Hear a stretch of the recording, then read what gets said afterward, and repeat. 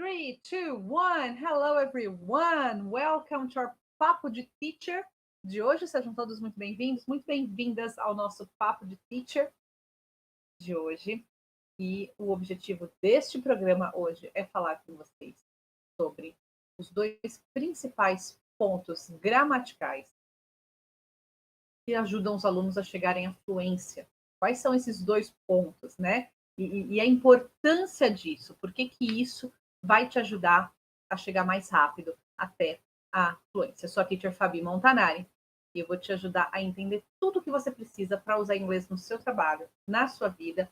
E o objetivo do Papo de Teacher é eu compartilhar aqui com vocês alguns insights, não necessariamente só eu dar aula, tá? Então hoje a aula vai ser de tal coisa, mas é principalmente mostrar o porquê que determinados pontos são importantes e por que você ter consciência de um determinado assunto vai te ajudar a estudar inglês melhor, tá? Então, todas as aulas estão dentro do nosso curso, né? Todo esse acompanhamento mais detalhado, mas essa conversa aqui veio de uma aula que eu estava dando ontem, inclusive, e esse assunto veio à tona e eu expliquei para a estudante, né, para a aluna, o porquê dessa importância. Falou, nossa, teacher, eu nunca tinha pensado em inglês dessa maneira. Eu nunca tinha pensado no porquê disso. Eu sempre achei um assunto muito chato, mas agora você me explicou e faz todo sentido. Então, no Papo de Teacher de hoje, eu vou levar isso para os nossos, para quem acompanha a gente aqui, tá? Então, de novo, sejam bem-vindos e vamos lá. O assunto é os dois principais pontos. Quais são eles? Vou falar ao longo da live. Mas por quê? Eu quero tirar isso da cabeça de vocês, do aluno que chega para a gente e fala assim, teacher, eu quero aprender inglês só com conversação. Você dá aula só de conversação? Eu falo, olha, eu dou, mas só conversação, ela vai ser muito útil para um determinado momento do seu processo de aprendizagem. Eu falo, eu sou muito cética e sou muito reticente com algumas fórmulas mirabolantes que aparecem por aí, sem respeitar alguns critérios básicos, sem respeitar os pilares básicos, tá? Então, nesse sentido, eu acho que eu sou mais tradicional, no sentido de saber que tem um processo e a gente vai ter que respeitar. Existem, sim, maneiras da gente caminhar mais rápido, mas sem pular degraus, sem pular tijolinhos na parede de tijolos, tá? Quem já assistiu algumas outras aulas minhas sabe quando eu falo da questão da parede de tijolos, da importância dessa parede bem construída e com os tijolos assentados corretamente. Senão isso vai te prejudicar lá na frente. O que parece uma vantagem agora, que está correndo mais rápido, para levantar sua parede, deixando alguns tijolos para trás.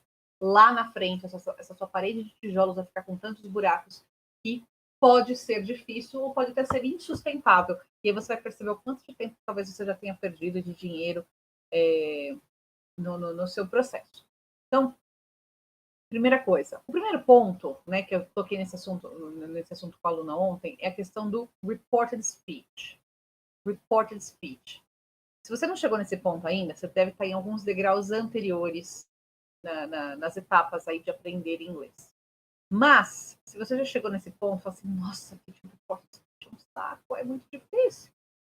Eu sei que pode ser desafiador, mas é aí que eu falo, se os seus tijolinhos antes foram bem colocados, o reported speech, ele só é a coroação das suas aulas de gramática anterior. Se os tijolinhos não foram bem colocados, aí nesse momento o reported speech ele vai parecer extremamente desafiador. Mas por que esse daí é o primeiro ponto que eu acho que é tão importante? Reported speech é a maneira de eu reportar, é o discurso indireto. Vamos falar assim. Vamos imaginar que você assistiu a aula com a gente e depois você vai contar para alguém. Agora à noite, durante o jantar, você vai contar para alguém ou em algum outro dia, vai falar assim, nossa, naquela aula a teacher Fabi falou disso, disso, disso e disso.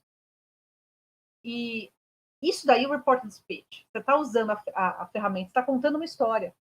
Este é o report speech. Então, ela falou isso, e isso, e isso, e ela vai fazer isso, e ele fez tal coisa, e aconteceu isso. Tudo isso que você está contando, que você precisa da língua para contar, é reported speech.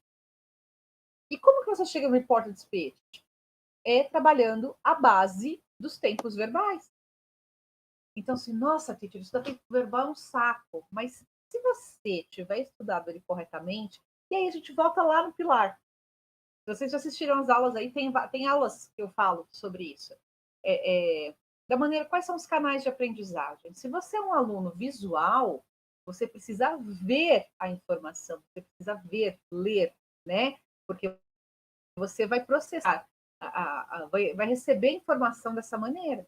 E aí, uma vez que você receber a informação dessa maneira, você vai precisar escrever sobre isso. Um aluno visual, maneira mais eficaz de aprender a fazer isso. Eu falo, eu cito muito aluno visual porque eu sou visual, eu não conheço outra maneira de aprender. Eu preciso anotar, eu preciso ler. Eu sou aquela pessoa que depois que eu estudei, eu preciso ir atrás. Eu sei que eu anotei um vocabulário novo no topo do livro, no topo da minha anotação, sabe aquela coisa? Eu fiz a anotação no cantinho da página. E quando eu vou buscar nas minhas anotações, geralmente está ali. Eu não sei exatamente em que página, mas eu vou folheando já, olhando aquele canto da folha que eu lembro que eu anotei ali. Se você tem esse tipo de memória, você é um aluno visual. Nesse sentido, nunca vai funcionar ou vai ser muito sofrido para você tentar aprender inglês só com conversação, sem você se respeitar como aprendiz. Como é você como aprendiz? Então vai ser muito difícil você conseguir absorver de uma maneira produtiva e eficaz informação só ouvindo. Você vai sofrer. E aí você vai chegar a um ponto que você vai estar tão cansado que você vai preferir falar que você não serve para aprender inglês, que inglês está muito difícil, que a vida está corrida, que você está trabalhando muito, mas é porque você está dando burro em ponto de faca. E aí não vai funcionar. Entendeu? Então, nesse sentido, respeite, se conheça e se respeita a maneira como você aprende. E aí você é um tipo de aluno, para quem que vai funcionar só conversação?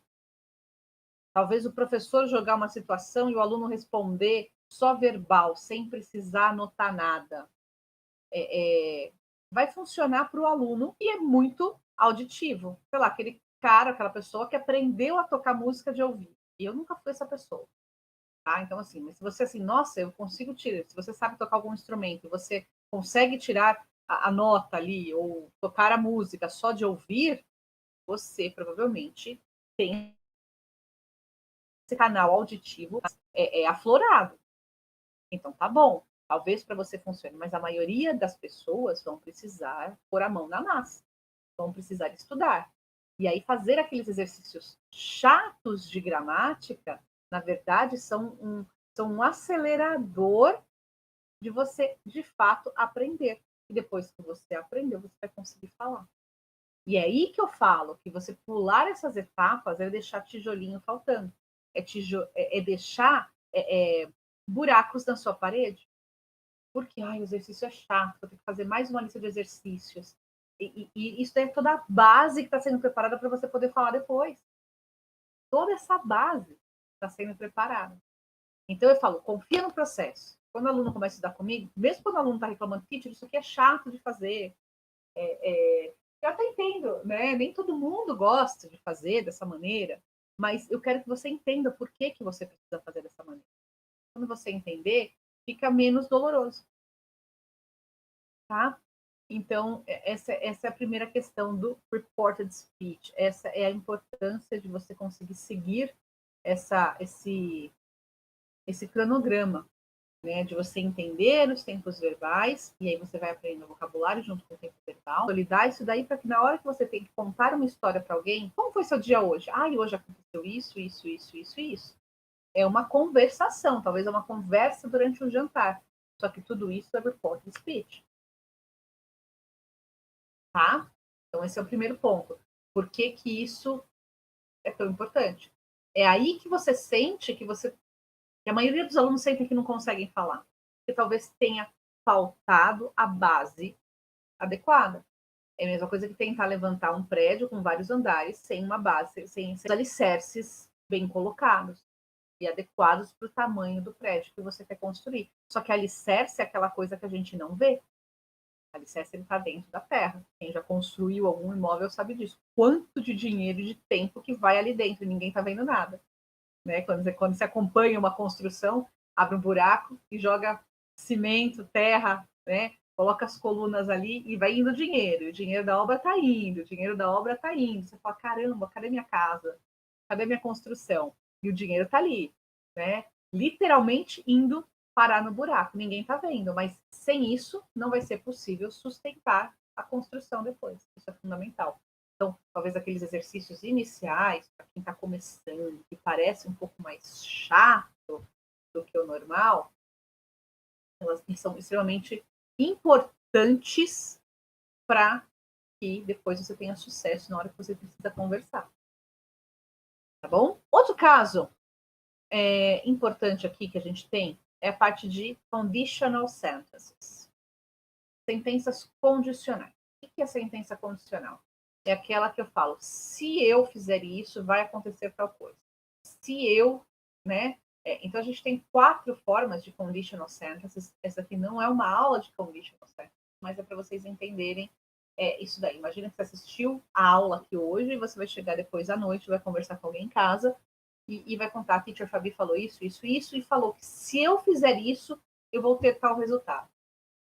Então, essa combinação aí de estruturas, né, chamam de conditional sentences. Tá? O ponto gramatical, se você quiser aprender mais sobre isso, você vai buscar na internet conditional sentences. E aí você vai ver que são 4 conditional sentences, e cada uma delas tem uma construção característica. De novo, qual é a base da construção? Os tempos verbais. Qual é a combinação das frases? A primeira parte da conditional, da if clause, e a segunda parte é toda a combinação de tempos verbais. Então, se você não tiver consolidado, né, esse conteúdo na sua cabeça, é aí que você precisa começar a falar e é aí que você vai ver que você está falhando.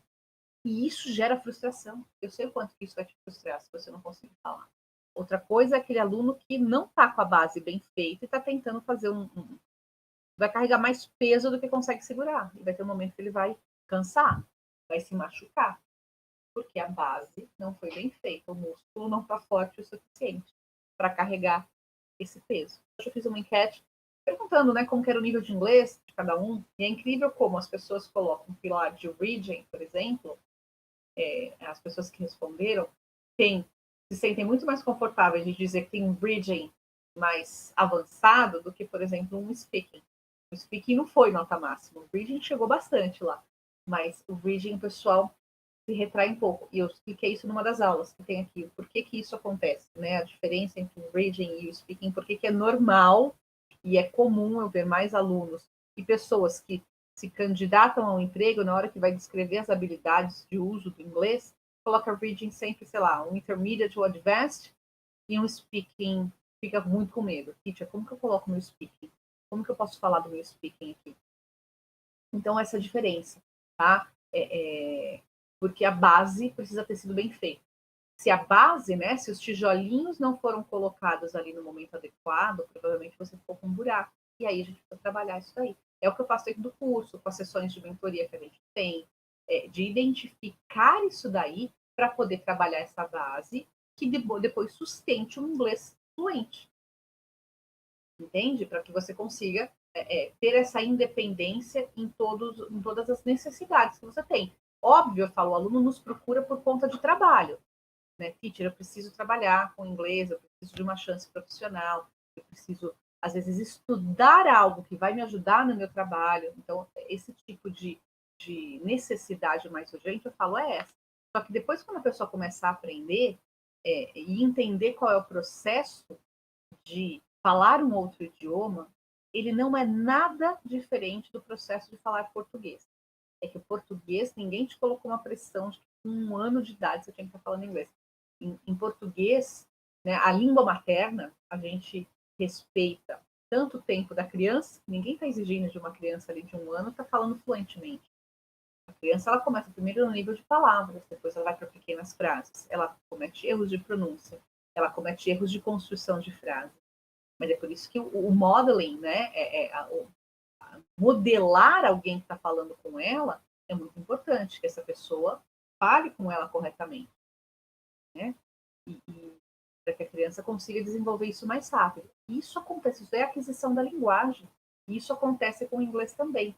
Só que o adulto que já passou por vários traumas, vários perrengues, talvez você já tenha perdido alguma oportunidade profissional por conta de não dominar o inglês ainda. Vamos respeitar este processo. Vamos entender você é como aprendiz, para que a gente consiga fazer esse mapeamento e traçar um plano de ação que de fato funcione. É um plano de ação que vai resolver, que vai funcionar. Porque senão as chances são de que você vai ficar dando volta, cachorro correndo em volta do rabo, sem conseguir avançar. Tá? Então, essas são as considerações principais. Por isso que eu falo os 2 pontos que você precisa para falar inglês fluente. Só que para você chegar nesses pontos e conseguir dominar, você vai ter feito a base antes. Faz sentido isso que eu falei para vocês? Se vocês gostaram, eu quero que o nosso papo hoje foi mais curto até, né? Se vocês tiverem alguma dúvida, você pode colocar aqui para mim, qual a sua dúvida. Mas eu gostaria muito de pedir a ajuda de vocês. Curtam, compartilhem esse vídeo, deixa comentário, segue a gente nas redes sociais. Se você quer aprender inglês para usar no seu trabalho, na sua vida, fique aqui com a gente. Todos os dias a gente tem alguma coisa para compartilhar com vocês. Se você tiver alguma sugestão de tema, teacher, eu não entendo direito isso daqui, eu vou compartilhar um insight com vocês sobre isso, tá bom? Então, esse foi o nosso Papo de Teacher de hoje. Muito obrigada pela companhia de vocês e nos vemos na próxima. Bye, bye.